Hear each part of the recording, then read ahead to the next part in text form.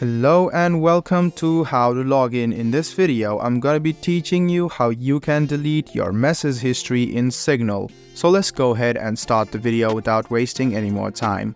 Open the Signal app on your phone, then click on your profile which you see on the top left hand corner. Then scroll all the way down and find Data and Storage. Go ahead and type on Data and Storage and you can see the Manage Storage option. Go ahead and tap on it. You can see Manage Storage at the first one.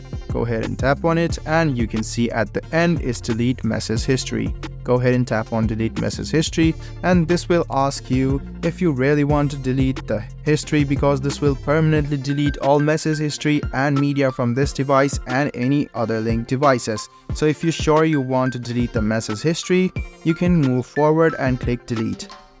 And click on Delete All now. Wait for a while and all of your message history will instantly be deleted.